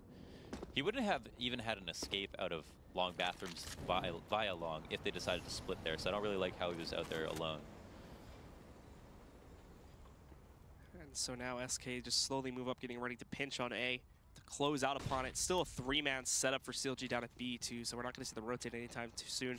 They have started to push their players out towards water and whatnot though, which is going to pretty much sound the alarm that it's probably not coming towards B and they're going to be safe to rotate most of these guys at least halfway up. That's what they do decide to do here as SK themselves get ready to move in for the execute onto the site as they go for it. Our first attempts to get kills don't go so well, but Fallen corrects that very quickly. Kusta just can't have any luck against these scouts, unfortunately. I think it's wrecked by one, 2 rounds in a row. We take it down. Phelps and Fur both pick up kills on the way in as well, and that's pretty much it. Ricky's already down to be in the last man standing. He was going to line up a flank, but that's pretty much dead now. Yeah, it seems like CLG are already way too scared for some reason. They're not taking advantage of any of that forward A territory that's so free for you on CT side, and just in like pretty much essential on overpass as a CT for you to be somewhat aggressive, considering how much ground you're given for free. The map is designed well where like the sight boxes don't provide that much good cover, and instead it's important to like try to do damage early on in safe ways and then fall back after that. But CLG falling into that passive setup right away, well, SK are going to know how to abuse that very easily. They're not even going to use that many nades knowing that CLG are playing that passively. And now they're on a save and are going to be more timid than ever. And SK again spreading their players out early on. We do get another jump spot against Fur. At least he should have been able to spot him there. Ooh. Fur going to very quickly be lunged into a battle against FNS, but he's able to win it. Takes him out of the round and gives SK another 5v4 advantage to start the round off with. Besides that, that was I think they might have Ethan sitting in the cubby. Besides that, that's the only players they have set up to defend B right now. Everybody else is on the other side of the map, ready to defend A, and they're going to be doing it quite aggressively too. coldzera should be able to hear this movement, spots Ricky, shuts him down, looking for the second. He's low now, 50 HP, so he does fall back to a safer position so as not to lose his life. But the problem is, the ignorance of Long is going to let Cutler walk right up, take out coldzera before he can do any further damage. And oh, okay, a little bit awkward there, but Fur still is able to take down Ethan, clearing out the B site. The bomb in a spot where I don't know if he can see it. Did Kusa see it? No, he wouldn't have. There's no way he's going to see that. He is going to push it though, but the ops trade right on him right now, and I think that's what Fallen is waiting for. Oh, boom. Not a boom, but a whiff, it would seem, as he falls back. And That's okay. This would be great if it worked, but they're going back with Wild to I don't know why they would run after him in this situation. So yeah, they're going to walk away, plant that bomb, and I think Kusta's probably going to look to save here. Same for Cutler, more than likely he'll probably just support him, maybe get an exit kill or two, but that'll be it. Taco's even waiting for players to maybe go through party over there. See if he can shut them down just from that angle. See, it is really interesting that we can see from this match, and I don't want to call it too early, but SK are like visibly way more prepared for this first half at least than CLG are. But it's really interesting that we could see like last game SK looked awful compared to CLG, but CLG did look great. I don't want to take that away from them, but the fact that consistency can be found through preparation as well as your ability to hit shots individually, and I think a lot of people forget that. Now we can see why SK is like, you know, such a good team, even though last match it looked like they were straight up individually worse than a team that is tiers below them. Yeah, that's a really good point. It was a really quick recovery to kind of come back in and so far kind of dominate this matchup too, because the gun rounds for the most part have been all SK. Yeah. We saw, I think CLG won the second round where they upset there, but besides that, they've kind of fallen flat, especially on like the site engagements too. That's really been dominant for SK so far in this matchup here. CLG for one, they're losing players early on in the round way more often than SK is. Two, when it comes to the actual site setups, they seem to panic really much. I think you used a good word, that they're giving them too much respect. Yeah. They're kind of sitting really far back in the site. They're not really trying to actively challenge the pushes from SK for the most part, too. Yeah, here we finally have an aggressive A setup. SK are going to be using their nades naturally. Phelps taking stairs control, can do this by herself with a smoke. Only having to worry about the door. This turns into short as two players converge on it. Now, we'll see what CLG's response is. Because SK went for map control on the other side of the map, it's going to be worrying for them. So it's good that they did go for map control, but they're going to be scared to hang on to this because their nades are going to start to fade. And because it's at A, they're going to be thinking, well, should we even be here? And it's really going to come down to, well, what's their response now? They picked the wrong side of the map to take hold of. And he's going to push himself forward here too a little bit more as he smokes off, just tries to give the illusion that there is going to be some pressure coming through short A. And he's right about that, but the problem is I don't think he's expecting yet. Wasn't expecting to find Ethan in that aggressive push-up spot, which is only, for the most part, going to lead to a 1-on-1 trade. So at the very least gets that kill there for free. And it does halt SK a little bit. It's going to force them to have one player watching for a quicker rotate down those steps. And actually, Coldzera is going to move and aggressively kind of hunt down Ethan if they can find him. But with that one kill going in their direction finally, they decide not to stick around here. They fall back and they even smoke off short. Yeah, this is what SK do really well, is they're never afraid. So even if, you know, they just saw that there was a setup there at A, they went and tested it to see if they could get that kill. And to also find out, well, if they did fall back, should we even go B? Finesse is going to be able to catch another kill, and he's looking for a third. There we go. Nice shutdown here, as it looks like CLG finally get a good gun round going. SK not even really given the chance to execute, to be honest. He's going to pick up this AK, throws down the molly at perfect timing, even burns Coldzera for about 10 damage there. And really, excuse me, he's given no opportunity to clutch this, as his time is going to run out. And he's actually going to be a little bit worrisome of him being taken down post-timer. But thankfully finds FNS, that'll clear out Monster. The round very much will end in CLG's favor, though. The spam coming through is not going to be enough to take him out. He'll survive with the op. Interesting decision there from SK after they did go. It's like they kind of second-guessed themselves coming back up the stairs. They went and got that information. But when they got that information, it seemed like, all right, they saw that CLG have fallen back. And so that means like A control can be given up to them. But they might have assumed that, okay, CLG fell back, but they were still stacking A, when in reality, there were no nades baited out at B site, and they used those nades, and they were comfortable having players rotate in to be able to support them. So it seemed like SK would have had a better time going back to A after they got that information, but instead decided to continue with B. And now another 3-man setup from CLG at A. It worked for them on the previous round as SK in their default eventually found their way back up the stairs. Fallen getting quite aggressive. The man to die first last round. After getting caught out, we'll hold on to that scope with conviction. And Ethan still going to look for his opportunity to peek out here as well. See if he can get anyone pushing in early on. Coldzera. Phelps might be the first players to try and push back in, but SK are kind of holding. The flash goes in. It does not affect Ethan, but Ethan is not caught peeking. It's going to be Cutler that challenges it first from the actual bathrooms direction here. Ethan's still playing to the top connector. He'll fall back over to the site since, again, they got that early kill. They seem to be playing with the usual philosophy, but there's no need to continue challenging that after they get that 5v4. Fallen, however, will be able to just barely pick off Cutler before he's able to safely fall back to the site. So it quickly goes down to a 4v4, and they get to realize this is a fake. Oh, and what's even better is that CLG are rotating players off that B site here now as they get lower and lower. Fur moves in with the bomb in hand. Phelps executes one more up on top, but Kusta also catches a trade, taking down Phelps. And now it's going to cause a lot of confusion here for the CLG camp as they're down 2 players left alive. FNS is trying to push himself up the ramp here. Oh, that was a quick kill on Taco. Stop the plant, and now they have to force it. I don't think Kusta's going to be able to stop it here as Fallen has already gone for it, and I don't think Kusta heard it. So they still get the plant off, but Kusta still going to have a chance to clutch this now. It's just going to be tough. He takes the shot to mask the fall. I think they heard it anyway because there's that splash too. Now as he goes forward, ooh, both of them miss their shots. He's going to smoke off Monster to do this. Timer getting a little bit low here, so he does have to proceed forward. And the smoke, unfortunately, doesn't cover a whole lot. So he does have to flash it, following it up, tries to go for the long-range Zeus shot. Obviously not going to work at that range. Goes up, he should know he's close now, but I don't think he realized he actually stuck behind sandbags, so Fur is able to freely peek out and take him down. I don't even know what to say about that. That's really funny. That was instincts taking over right there. Yeah, exactly.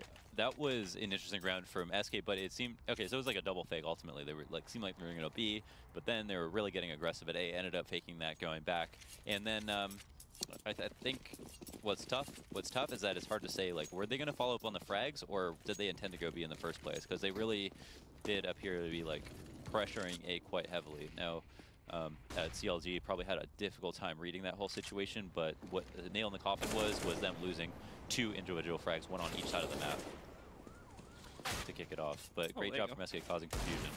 Cutler getting 1, he tags a second, brings Taco down to 55 HP, but Fur also, ooh, nice, a little combo kill there. Fallen helping out a bit as Taco takes another fight against FNS, is able to eliminate him. Just 2 left alive at the CTs now. Coldzera getting tagged even 2, but he did bring Ricky down to 18.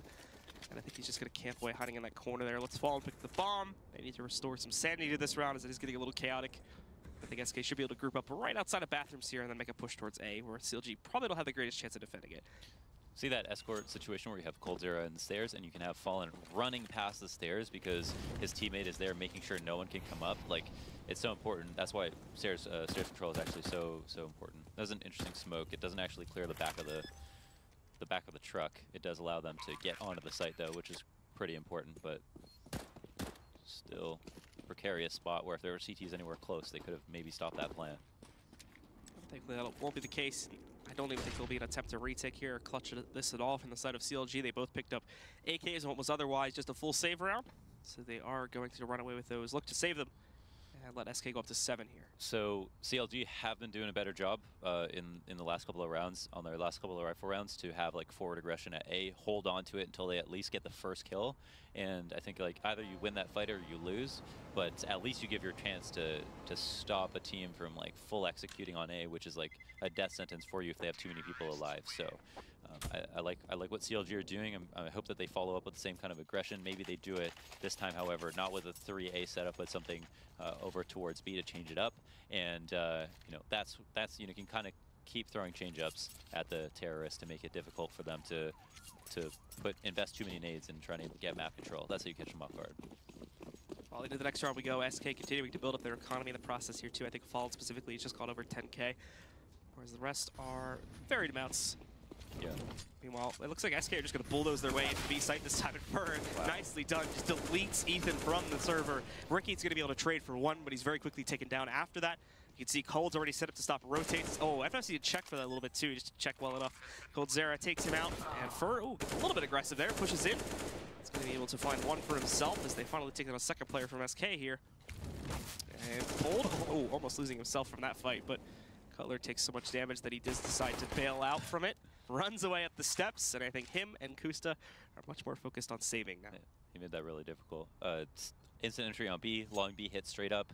CLG actually went for stairs control, which can be extremely valuable versus B hits because you have like a door that you can open, you know that nobody's coming to A, and you know that you can flank short people if they try to split B, which is huge. Because if you have one person pushing short and then one person opening a door, you're one of those guys 100% getting that kill. That's like a great answer for teams that do go for short control on terrorist.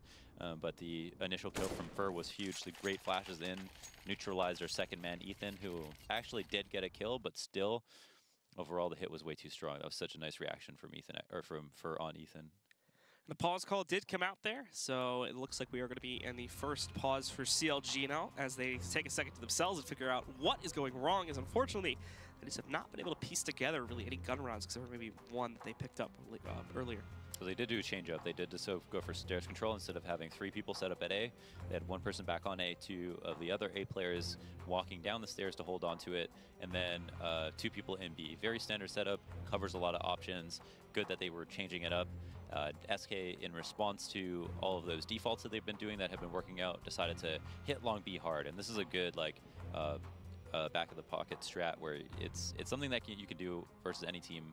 There's been habs where Virtus Pro have run a long B hit like 7 rifle rounds in a row or something like that, just because it can be so powerful. It's nice that when you come out of this choke point at long B, if you rush and then you know that they don't have time to get to the opposite side of Monster, that you can run out and all look one way. Whereas a lot of choke points, you gotta have like some kind of crossfire to deal with, and that's what makes a rush on long B on Cobble favorable for the same reasons, because you run out, you can have your back against the wall, and you can all be focused on the site. Makes it very difficult for CTs who don't pre-nade to deal with it. Starting off on this round, SK will spread their players out once more. Investigating options over towards Playground even too, while they keep the bomb right up on top of the ladder. Inside a connector. And CLG setting up for actually a pretty heavy setup on B. In fact, they only have Kusta defending the A site. And he hasn't pushed out that far either. He's just inside of bathrooms right now. So he's going to have to basically sound the alarm if SK do decide to push towards that site and quickly attempt to get everyone else from CLG from the B site up towards A so they can put up some sort of a defense. Cutler would be the nearest rotated heaven, but they do have 3 out on the platform on B. We can kind of see a very passive default from SK in response to a timeout from CLG. No actual aggression out of CLG, however, and instead we have not even like standard CT aggression, apart from like a straight up like push into a flank, which is what SK are hoping for. CLG haven't done anything to take control of whatever they want. So now CLG are moving into long control, which you haven't actually seen CLG have a response for to begin with. Now they're calling a rotation in off of a feeling because they actually don't have the information to do this. Stairs control has been taken by SK, 30 seconds remaining, 3 players rotating into the site. But again, it's a site that doesn't offer a lot of free cover, so I want to say that SK have a great chance to win this, but there's 20 seconds remaining. Fur is going to start this off right now as he's able to take down Cutler, but SK, as you said, are up against the clock at this point. CLG sounded the alarms as they attempt to rotate everybody from up on top. Kusta firing off for one. His teammate trying to support, but Phelps just mows them both down. Ricky is able to trade on a Fur to eliminate him at the very least, but still only 2 remain for the CT side now. They just got the plant with about 3 seconds in excess, and now it's up to Ethan in a 1v3. Yeah, Ethan's going to come up through bank, and he's in a very difficult to win position. That's a good first kill, however.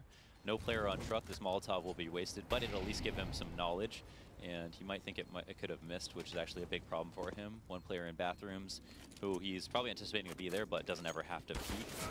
He's going to push him into a new spot, and it's actually Phelps and CT to catch him off guard. So there it is, SK win. CLG play back in the site, they get executed on, you know, because there's 2 players.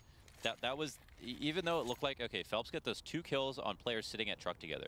Oh, that's very lucky that they're sitting at truck together. Well, that is the problem with A site, is that there is not enough places for CTs to stand and all be useful. So that's why you cannot just sit there. And because of that, that's why they got killed together. So it's not that they could have had a better setup on the site. It's just that there was nowhere for anyone to rotate into that would have helped them avoid getting killed from players in bathrooms. Well, after that, CLG do have to go on to another eco again here, and we've already seen SK tear through these with no problems whatsoever many, many times as Ethan even lit up. Oh, okay, nice response. Finally takes down Phelps. He was causing some problems here in connector, but now Ethan's gonna, ooh, I wish he pushed the ladder there. He would have been able to find the bomb and at least tried to defend that, but he'll be happy to fall back with the AK and armor build up here so they can try to fight later on in the round. Taco pushing in, and despite being flashed, controls the spray to get a double kill on Ricky and Kusta. I think he saw Cutler fall too. He knows he's down here somewhere. There we go. Spots him, knocks him out. The Taco lurk on beat is very well known in the community, and once again it shines itself here on this eco round as he mows through it with absolutely no problems whatsoever. Just Ethan left alive with that AK, and Fallen even expects it. Oh, Fallen actually does get that kill there. Takes down Ethan, so he'll be able to win it out. And SK now move into double digits. Taco with the BM. Seminar incoming. Yeah, this is some great stuff here from Taco. And remember, for anybody that is like new to CSGO, you're blinded way more in that situation than it looks like you are on our screen as well. The screen is probably completely white for Taco on his screen.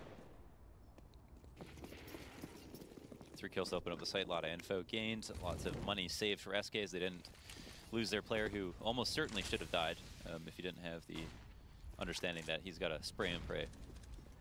And Fallen just barely avoids Ricky. Oh, wow. A different target taken out. I don't know if he realizes that Fallen cross. Ricky holds onto that angle a little bit longer, but oh, very smart Molotov. Would have definitely got caught by Phelps, who was raring to catch whoever just killed his teammate. Yeah, that bought him actually like 5 seconds or so to move out further back to the site. He sees them pushing, so he should be calling for some help by now. No one from CLG moving just yet, though. They didn't see enough, so they are going to stick downstairs for the time being and have to call for those rotates a little bit later. But Cutler, a very advanced position to take this fight. Thankfully, it's only Fur playing out on long right now, so if he takes him down, he's clear, and he'll be good to hold this position, maybe even line up a flank through the bathroom connector, too, if he wants to try and go for that, that is. But now nothing else has been seen towards B. We are going to start to see more rotates from the CLG side of things. Ethan, specifically, I think, will be the next to move up, but Cold was able to catch, I think, right at the bottom steps. He probably found Kusta pushing out towards construction there. Cutler strikes on top at, the long portion, though, and he's able to take down Fur, and that's going to send everyone from SK up towards that to try and trade that kill out. That's been the big problem for SK, has been trying to successfully find these trade kills, as a lot of their players have been dying alone, and there just hasn't been much opportunity for them to do that. Okay, this is a long set if that actually makes sense. Now they got their kills. There's 4v3. They could potentially let them execute on the A site and have a much better chance of winning now. Have to go in. Cutler Coldzera sees that coming from a mile away, so just destroys it. It was through the wall as well. And now they're going to be able to move up. They're just going to clear out a couple last angles, and they could go for the plant behind the dice box here. Ethan tries to challenge it. Gets very close to eliminating both of those players, and FNS does the job for them. Now it's just Coldzera in a 1v3. He's patiently waiting for the peek from the APC here, but he does see Ethan coming out first, tries to correct it, but not going to happen. CLG shuts it down, and finally they claim another gun round. There you go. They got their kill early. Cutler's in a much better spot at long than FNS was earlier in the half. FNS was inside long bathrooms with no one to support him. Here, Cutler was pushed up long, but on an angle that Ricky could cover him from. So he can get that kill, stay alive, and when they got it, and even when he died, because they got 4-on-3 early on, the execute came in. There wasn't enough people to defend the plant, and with one person's hands busy, TLG able to rotate in. It was just like a much better round. So you can fall back, play passively, you just can't do it right away. Coldzera actually gets hit really early on in this round. He's already lost over half his HP, actually, due to his play over here. I think that might have been the op or something that might have done that damage to him, although that's a low amount of damage. Regardless, Phelps has a cross out here and looks for a little bit of revenge, but not going to be able to find it. CLG do fall back to the edge of bathrooms and are not going to keep that A presence out once again. You can see that.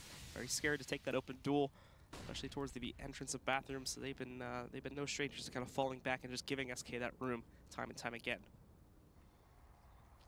Kusta is going to start to inch out a little bit more as he starts to get curious about if SK actually pushed into this or if they maybe decided to rotate down through like connector.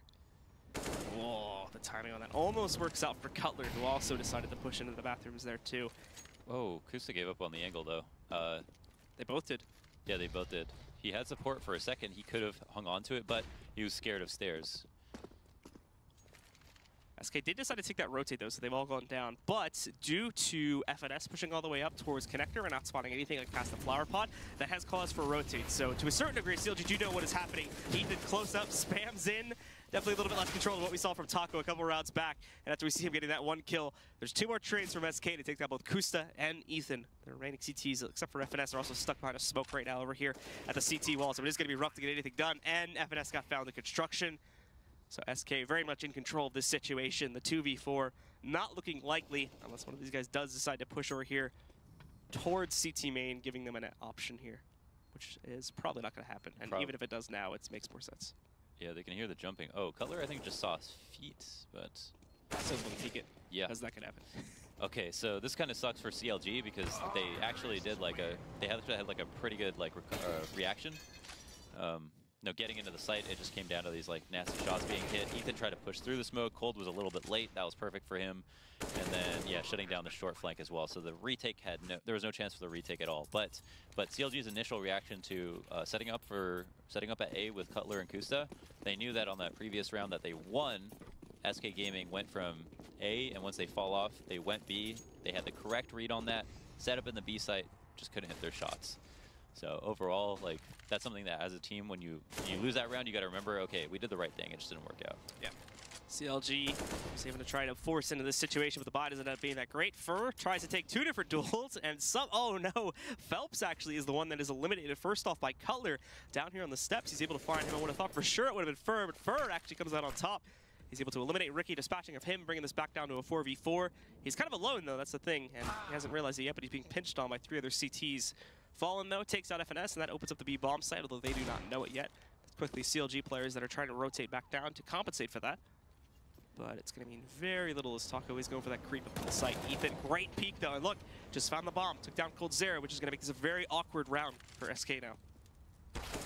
Whoa, being kind of aggressive here, even with that, even with having bomb control and winning the duel. Go for it. Yeah, they've got to go and recover this, so it's kind of interesting to see him fighting in that situation. But 2v3 situation, Fallen top of the ladder, tough spot to get down. This is exactly like a retake on and ladder at train because they're, you know, he knows their CT's down there, which is how he's treating it, which is really interesting because you don't see that happen very often here. And another player coming down the stairs, however, alternate choke point. Wow, that's one way to do that. Oh, he misses the shot though, and that'll steal. You can see him trying to figure out if he wanted to flash it or not too, or whether he wanted to just go and drive. But unfortunately, the drive push doesn't work out, and now it's only Fur left alive, and he has a smoke in his way too. Tries to jump around the corner, and Kusta sees that coming. So we do see a 4th round on the board, at least for CLG, before the half ends. But it is very much in control of SK. It's a bit of a reversal for the last half, so stick with us, guys.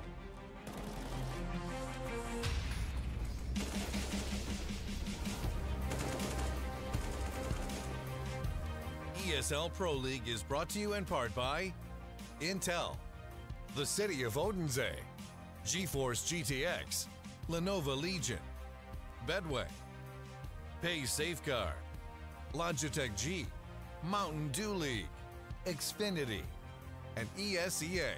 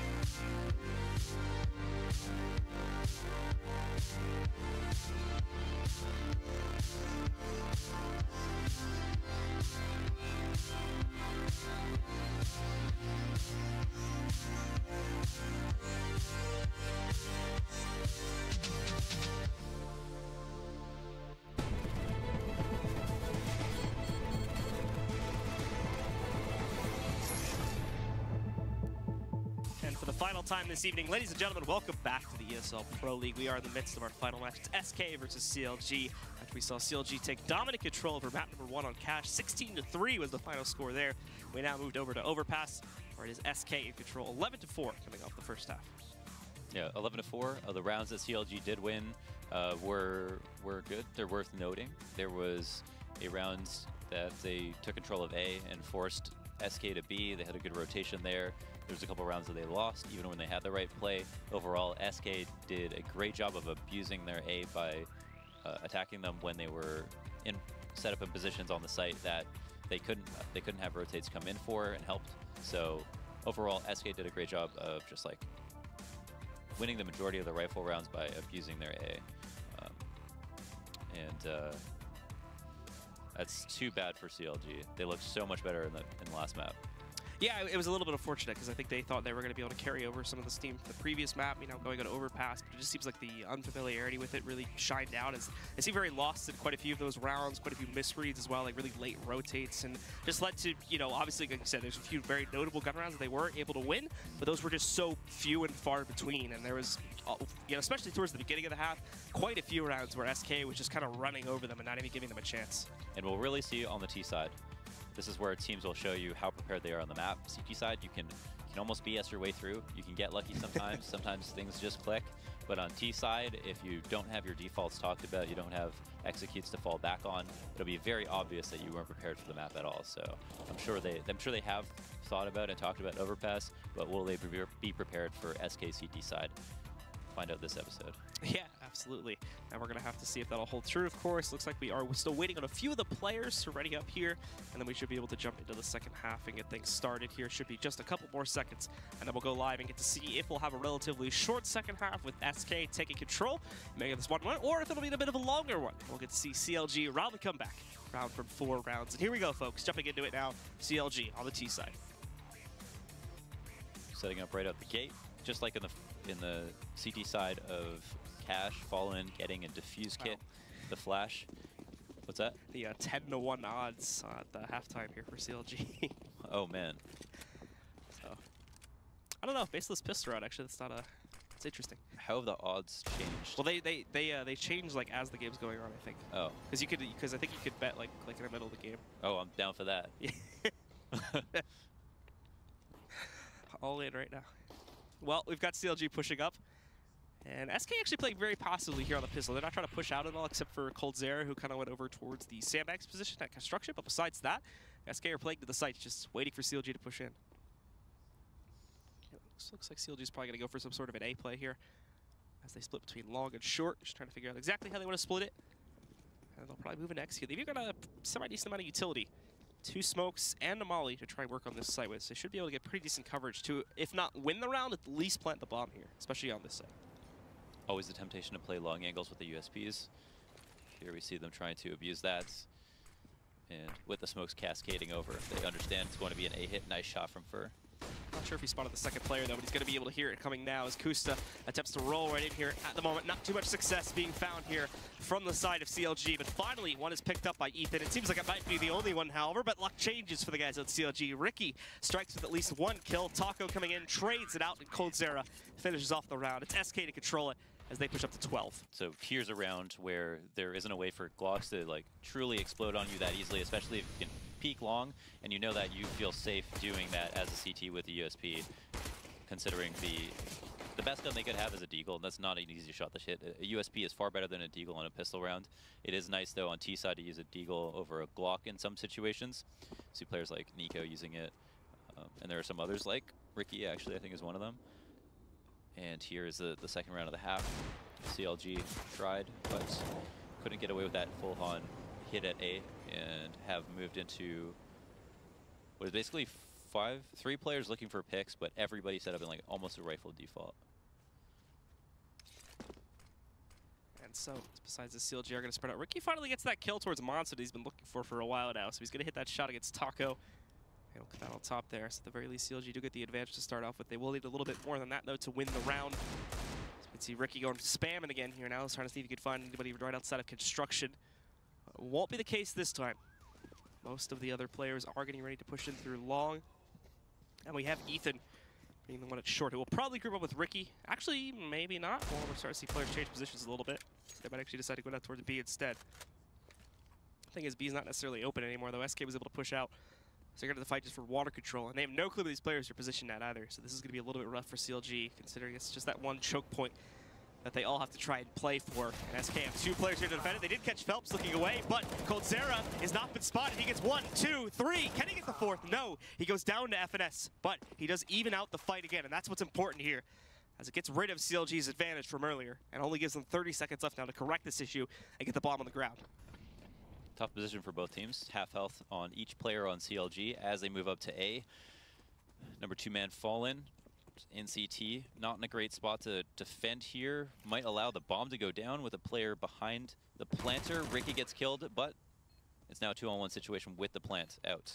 The bomb did go down. Fallen going to quickly push up on it. Oh, smoke in the way here too, so Fallen might just force the issue. FNS looking for it. He doesn't think he stuck it actually, so he's letting him doing it. Jumps off at the second he takes damage, however. Even though he does have that kit, he'll go back on top of it now, buying time for his teammate to rotate in. That's just what he needed, as for does close out, taking down FNS and securing the second round for SK. Yeah, you can see his mouth shaking there. He got caught off guard with that wide peek out the left side of the bomb box. What'd you call it? Dice box? I like that. Dice box, yeah. I like that. Overall, it seemed like CLG had an opportunity to hit A because SK were playing pretty passively on A in the 4v4. They got 1 kill. That's obviously not good enough. And when they came down to short B, Cold did an excellent job being so annoying and actually way more kills than he should have even gotten close to getting with that M4 all alone under that wall. Not much room to work with is the thing. Like, even though you have great aim, you can't actually play around that too well, and still CLG couldn't kill him. At a certain point, you saw him running and shooting because he realized he has to move, and he's just trying to Hail Mary any kills or any damage that he can do. Well, CLG know the stakes that are stacked against them at this point, so with the plant from the last round, they do decide to force here. It doesn't give them that great of a buy, though. Cutler with the deagle is obviously not to be underestimated, but Ethan has to go down to a P250, and they get 3 rifles besides that with mixed utility. It's not great. You can see they might have used a few of them already, but 2 smokes, 1 molly, and a couple flashbangs spread across the team currently, so they are really scrapping this buy together in hopes that they can upset this round to keep them in the game. Lining up for a pretty straightforward B hit here too, as they get all their players ready to push primarily through Monster. SK have quite a force set up to defend this at the moment, with Taco and Cold both sitting right next to each other. A third up in heaven. Quick rotates from A set up. Taco is going to get hit by the flash initially, but still impacts the first kill. He's going to need support as there'll be players coming up behind him. There we go. FNS does run him over just a second later. So 2 for 1 so far in the favor of the CTs, but now it goes 2 for 2 with Kusta getting that kill. coldzera flashed out as well. And with Fallen dead and down here, it leaves only Phelps with Cold to defend this site. Fur did rotate in towards heaven, but as you can tell, he doesn't last very long. coldzera's there for the trade, looking for more. as it evens back out. CLG, the big problem for them is they just don't actually get any control of the site, and eventually SK find the room they need to push back out, get aggressive again, and shut down those last two players from CLG. One thing that's worrying about that hit is that CLG ran out long B, didn't see anyone in front of Monster, didn't see anyone headshot, had Ethan run right by headshot and the pillar and go for the plant, assuming that for whatever reason, SK were playing super passively. When he could have had his gun out, played for himself, at least cleared that angle, would have been able to maybe win that fight at the pillar, and then putting the bomb down in that situation a lot safer. Instead, the smoke start to dissipate. CLG are stuck all at long B, taking these long-range fights, which is fine as long as SK give it to them and they win, but not really following the objective of the round, and that's to get the bomb down and play an after plant. So moving into this next round where CLG, at this point, are basically just forcing every single round, as they don't really have much of a choice. They're going to end up on 3 umps, a single scout for Ricky. As they move in, actually Fallen. Oh, great recovery. He had support from Fur, but he just barely saves his own life. Survives that encounter with 7 HP. Fur now goes hunting. He dinked him. He's that one more bolt to finish him off. There you go. Let's even a headshot too. Phelps gets a bit of a surprise, though, as Ethan comes running up to the site. Fallen, that shot somehow missed. It looked like it was right on the dot, but apparently not. So CLG is going to get away with a little bit of site control. The problem is the bomb is way down at Playground right now for almost getting that kill on FNS. In fact, Fallen is going to be able to trade it. And they're only just now going back to pick up the bomb. Ethan's going to move out to try and hunt Fallen here. And he should be able to kill him pretty easily, as he's not even checking for it. But they kind of had to give up the site because they now have this boost up position from Cold.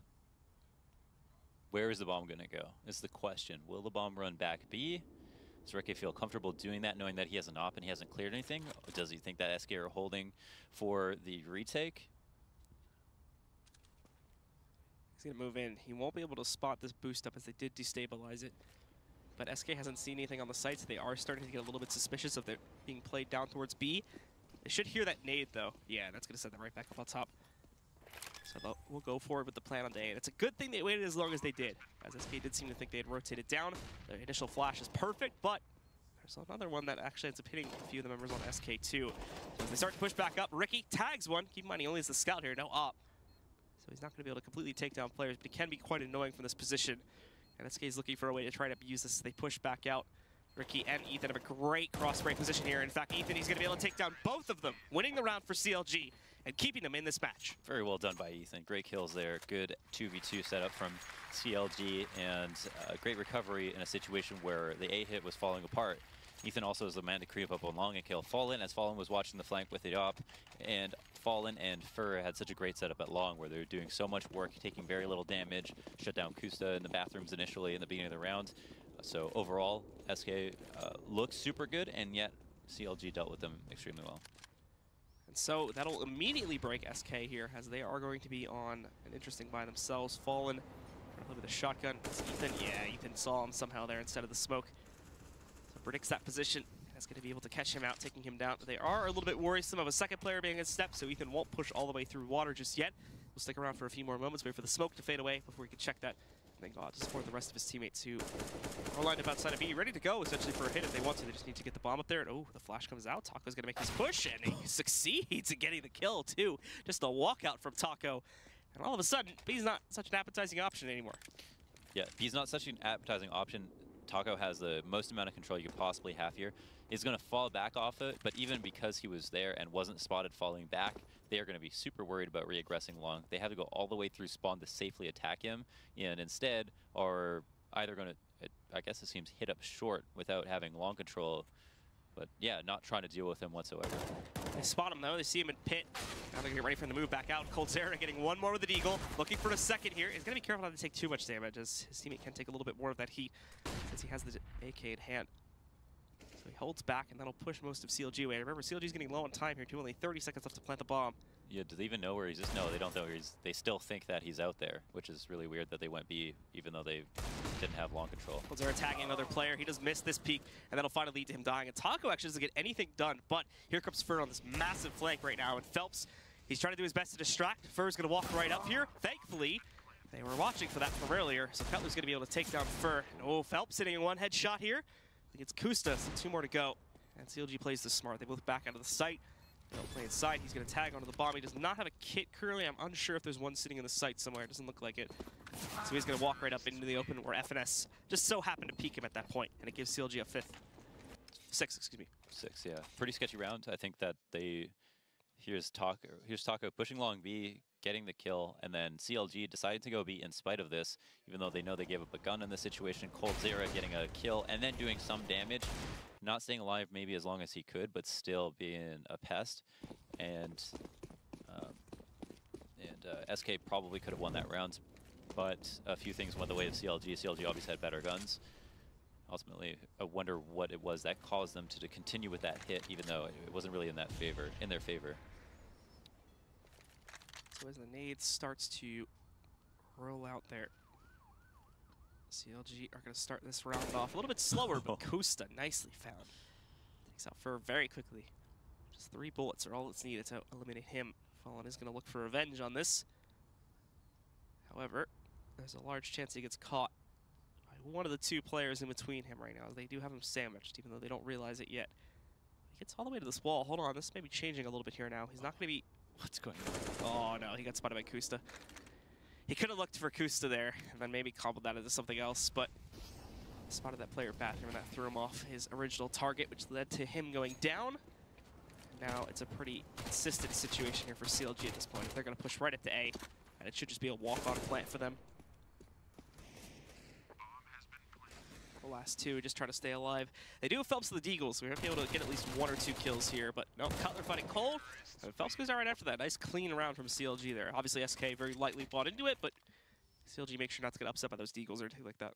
There's definitely a case to be made to use a little utility. Sometimes utility is completely wasted on anti-eco. Sometimes you shouldn't buy much utility because of the way that you plan on playing the round, and some people will just buy all the utility possible just in case of like extenuating circumstances. But in that situation, we see a little bit of utility for a fake did a lot to make sure that the anti-eco went as cleanly as possible. You know, and they were able to funnel a lot of kills to the SMGs, which is really good. Everybody winning their duels, keeping range battles, and separating all the CTs. Now as CLG start their quick push out, Fur is going to be stuck inside of those bathrooms, but you can very much hear the footsteps of them going downstairs the steps.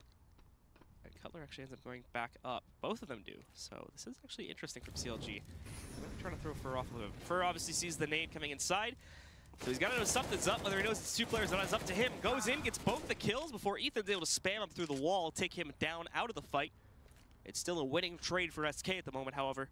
But they do have to split the remaining players up 2-2 across the map. So it's up to CLG to make the right choice here. Tough for CLG. They were able to isolate Fur. Fur is actually alone at bathrooms, no support in that setup whatsoever. They kill him, but they go 2 for 1, which is a really tough spot. And here's a end of long control smoke to try to get something going. For SK, they're going to look at this and they're going to think, well, we don't actually have to move off of this, but we're going to be aware of the fact that the smoke went down. This is obviously so that he can get close enough to explode. Wow, are you serious? A Falma spray to the end of a long through a smoke to do 100 damage. Well, that's definitely going to hurt the morale for CLG as they work their way in. Ethan can't even get this first kill. Balla does great damage to Ethan, and Phelps will have to finish it off as Ethan does get the kill. You can see Phelps there just trying to jump around, staying alive. Ricky now the last man standing, tries to tap away for that kill, but he can't get it. Coldzera shuts him down, and that puts SK up to map point. I cannot believe that he killed him from that far away with Falma's bullets through a smoke. That's some sick stuff. It's very well controlled. Yeah, but ultimately it comes down to Fur winning the 2 duels to start it off. Coldzera leading the way right now. Oh, Phelps reconnected to the server. Oh, okay, it's 3 kills. It's very confused. Yeah, I think that like resets it on SCA servers, so that's probably what happened. But SK looking to close out here. Obviously, we do still have a full buy coming in from CLG, so they have their best chance to stop it. Remember, they now need to run 8 rounds straight. They can't lose a single one here as they're going to start this round off incredibly slow, as we would somewhat expect at this point. Ricky, however, is just going to push it in his zone. The flash, unfortunately, doesn't connect on the Taco at all, so Taco easily shuts that down. He's like, hey, I'm here. Hey, I'm coming through. And I'm alone. Watch out, boys. I think he was expecting that flash to do a little bit more than it did. It's not even, it's like his own flash too, so they know exactly how far he is away. Not the best plan. No. Well, that's all we get a 5v4. As SK will take that gladly. And now CLG have to look to recover from this as they're going to push in, but Fallen is ready in the bathrooms. He gets the advantage here. Not only is it a 5v4, it's a 5v3 here, and he even gets a great flash to the player outside, too. Fur's waiting up on top. CLG, unfortunately, have made some massive mistakes in this round, and it might just cost them the map. Cutler at very least trades this kill onto Fur, but they're still in a 4v2 now. They have at least 40 seconds left, so they still have the time advantage working in their favor, but that is very quickly going to dwindle down. So they need to make a quick decision here about how they're going to proceed, and it looks like they're still sticking with the plan to push up towards A, Fallen winning in this corner. I would imagine Cutler would suspect that, but we will see. As they move out, Fallen's going to flash in, checks towards Long, gets the spam from Cutler. Kusta did take down Phelps, but Coldzera takes out a bit of a spam-happy Cutler, and Kusta, actually does hit that shot of the spin around, but it's a leg. It does not take him down, and SK will win it out. So we come back to reality here for map number 2, and SK does take control at the end of the day, winning map number 2 with a final score of 16-7, I think it was. Yeah, I think James predicted between like 15, like 6 to 9, or was that, it was Jordan? And that's like the, and that's like the get-owned territory, right? Anything below 8 or so rounds or around 8 rounds, they're still in get-owned territory.